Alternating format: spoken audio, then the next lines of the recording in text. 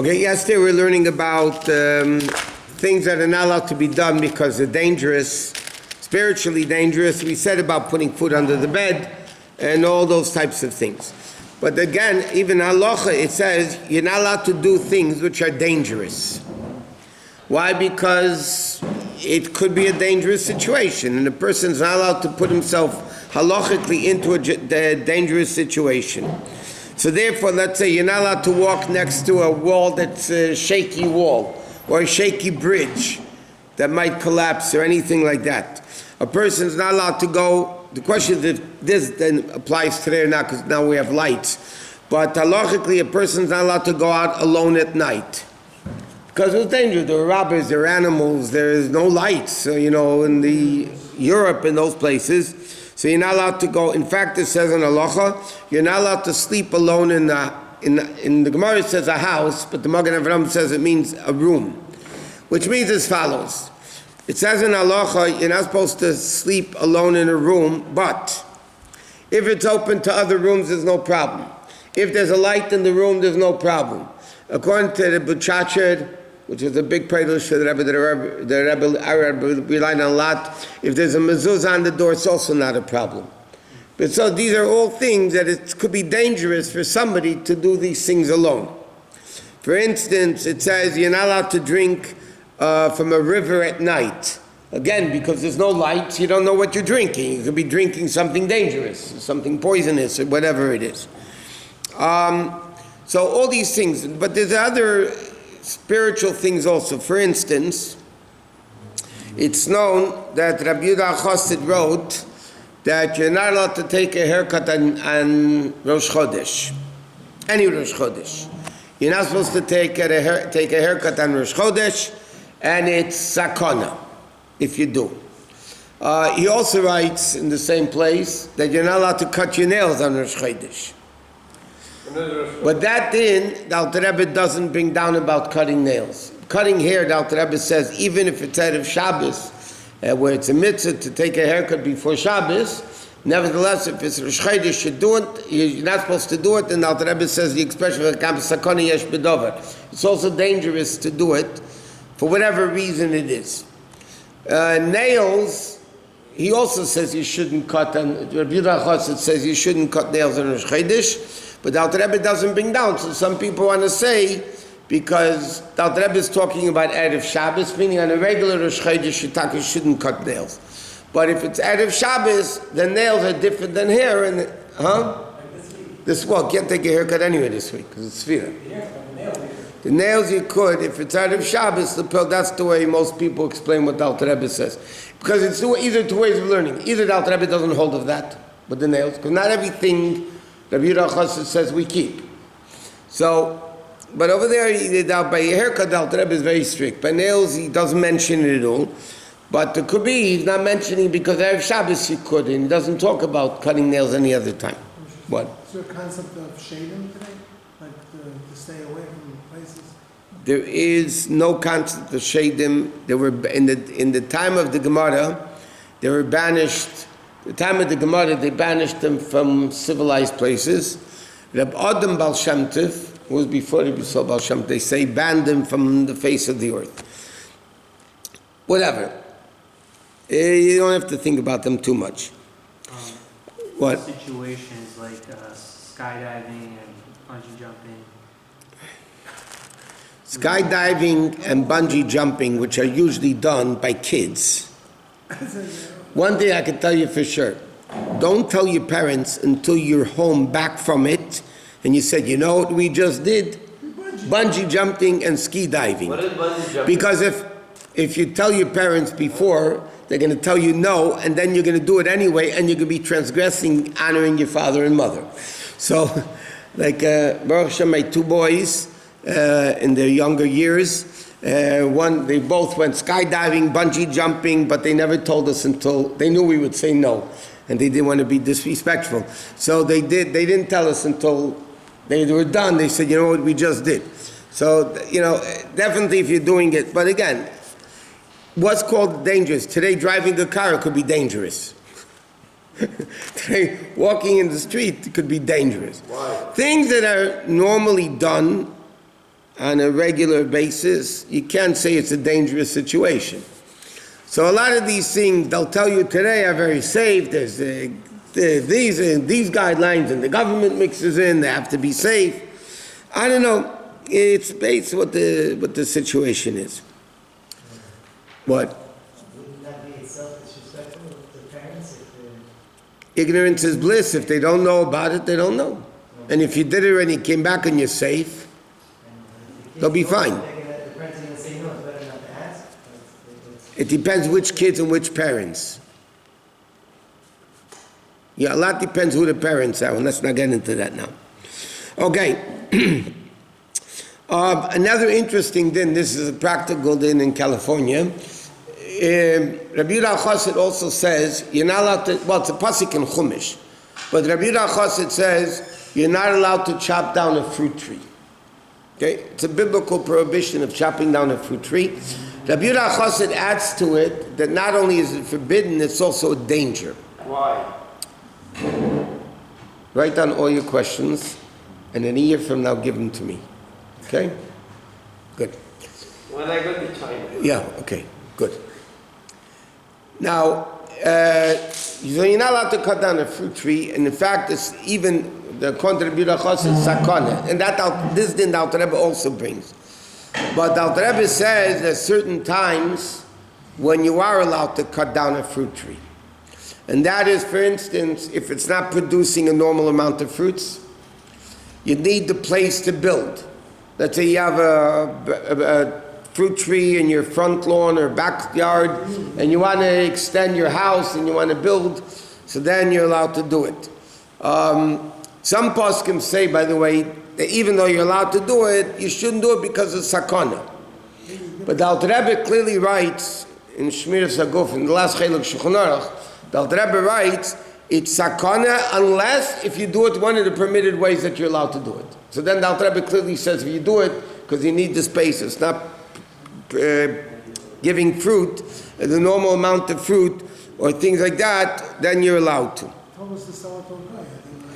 Some poskim give an eitzah, the Alter Rebbe doesn't say this, but some poskim say that if you want to chop down a fruit tree and you're allowed to basically, it's even better you sell the tree to a guy for $1, the guy that's going to chop down the tree. Sell him the tree for $1 because money buys land, which is a tree, and then sell it to him for $1, and then he's chopping down his own tree and he's a guy, and that's not an issue.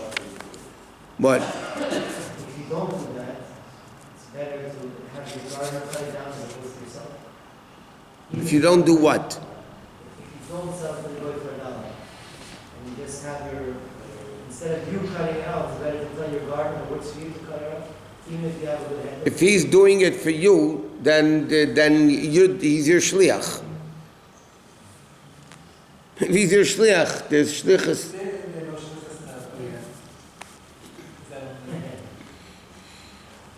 Yes, shlichus la'akum l'chumra. The Alter Rebbe says it by Hilchos Shabbos, but the din of shlichus la'akum l'chumra is by kol ha'teira kula. There's no din of shlichus that he can do something for me. Like if I want to separate truma, okay, and I ask a shliach to do it, so then it's like I did it. If I ask a guy to do it, I didn't do it. But l'chumra, Vaad Rabbonim at least, there is shlichus. It's the whole Hilchos Amira L'Nochri. There is Farim written on the whole concept of Amira L'Nochri. But over there, it's clear that there's in a shlichus. It's not only in Bais Shabbos, it's in Kol HaTorah Kula, the shlichus la'akum l'chumis. So if a guy is cutting down your tree as your representative, so when things are forbidden, he's not allowed to do it for you. If you give him $1 but he has no intent that he wants it, does it still count? What do you mean? He has no intent. He's like, I don't. You give him the $1. And he gives it back? He accepts it, but he has no intent. People don't give back money. If the guy's willing to give it back, you know for sure he's not Jewish. Jews never give back money. He has no desire for it. So is that Doesn't matter, but you're selling it to him. He accepted the $1. And what's about if you get California, if you don't water it, it's not going to produce much? No, but that's passive, not active. That Chopping down a tree is an active act of chopping down a tree. When it's not producing, you have to that's not producing. Yeah, but the shaila is, are you allowed to do something to make it not produce? But it's passive, not active. So Al Pi Din, it's not asa, but ninyan shouldn't be done. Because you're making a tree not produce. But the Torah says, you can't cut the tree. That's what the Torah says. Unless it's not producing, whatever. Okay, or if the tree, let's say, is ruining other trees, it says in halacha also, that let's say you have a tree that's fruit-bearing tree, but there's better trees next to it, and this tree is taking away the nourishment from the better trees, so then again, it's the same din, it's not producing and it's causing not to produce, so then you could knock it down.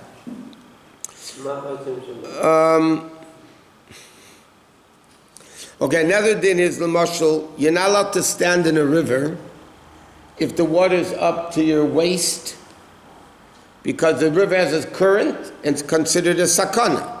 So if you stand in a river, the water might rush, as we know, it's lighter. Rivers push people downstream and it's considered a dangerous situation. Another din is like this, you're not allowed to say something bad on a person. Okay, the lashon of the Gemara Kitzur brings it down. There's bris krutzel l'svasayim. There's a covenant made with lips that has its effect. Therefore, you don't. In Shulchan Aruch it says, interesting, you're not allowed to come to a little kid and say, if you misbehave, a dog is going to eat you up. You're not allowed to say that. Well, here it says a cat. But it doesn't matter. You're not allowed to say with the David Tomei, a dog, it says a dog or a cat is going to take you away. You have to be very careful with your mouth. There's the famous story we learned many times with the Baal Shem Tov. Rebbe says this in a Yom Yom, he brings out the story. There was two people in Mezhebush, which was the city where the Baal Shem Tov lived, they got into a fight. So one guy says to the other guy, I'm going to rip you apart like a fish. I'm going to rip you apart like a fish. So the Baal Shem Tov didn't say anything then, and the Baal Shem Tov would sit with the students like a ches, around the table like this. And whenever the Baal Shem Tov wanted to show a vision, so he would tell all the Chassidim to put their hands on each other, and then they would start a nigun, a song, and then in the middle of the song, the Baal Shem Tov would put his hands on the two Talmidim next to him, which closed the circuit, and they would see visions. So after this happened, the Baal Shem Tov told them to do this, and they saw a vision. What did all the Talmidim see? They saw the guy literally ripping apart the other guy like a fish. His mamish ripping him to shreds. And they all screamed, ah! Baal Shem took off his hand and he took off the circuit. Baal Shem Tov explained to his students, I'm paraphrasing and elaborating on it, there's a world of thought, there's a world of speech, and there's a world of action. If I say to somebody, I'm going to kill you, in the world of speech, I kill them. Not in the world of action, because you're still alive. And this world is an action world. We're not punishable. Certain times we are, but most of the time we're not punishable for something verbal. You can't say it to a judge. Yeah, I know.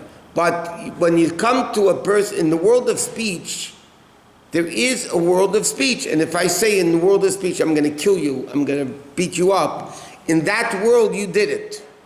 If somebody thinks I'm going to kill somebody, in the world of thought you did it. Now this world you're not punished for it because this world is a world of action.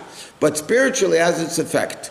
So therefore it says people should be very careful when they threaten little kids. Sometimes they say, oh, if you do this, this is what's going to happen to you. The monster is going to come and eat you up and all that stuff. So it says in halacha you're not allowed to say that because bris krutzel l'svasayim, there's a covenant Hashem made with the mouth that is very, very powerful. And people have to be careful with that. What? Doesn't mean that whatever you say can actually happen, it has an effect, or it can happen actually in this world. Like the first shot. It could happen because speech brings it down into a level. We said, okay, we have 2 minutes left. There was a story that the Bais Yosef who wrote the Shulchan Aruch had a very difficult question in learning. And he worked on it for weeks, until he mamish weeks. The Bais Yosef, the great tzaddik, the great scholar that he was, he worked on it for weeks and finally he came up with an answer. A while later, he's walking in a shul. There's a bunch of simple Jews learning Gemara. And one Jew asks the question he asked. And on the spot, the rabbi, who is nowhere near the greatness of the Bais Yosef, answered the question right away. His answer that it took him weeks to get. So he was bothered by it. So the Baal Shem Tov had, as it's known, a malach that used to come to learn with him. Huh? What did I say? I'm sorry, the Bais Yosef, yeah. The Bais Yosef had a malach, yeah, the Baal Shem Tov had a cher shalenu, but I'm talking about the Bais Yosef. So the Bais Yosef had a malach that used to come learn with him. And he felt very bad. This guy is nowhere near him, and he figured out and he didn't. So the malach told him the following. There's many aspects in Torah that are in heaven. And when tzaddikim learn, they learn the concepts. When they bring it down into their understanding, they actually lower it from up there down here. And they actually bring it down. So he said, this aspect that your question that you had was still stuck up there. And it took a great tzaddik like you and a great mind like you to bring it down into the world. He says, once it was brought down already, and it's open to the public, then everybody could get it, and that's what happens. He told him not to feel bad.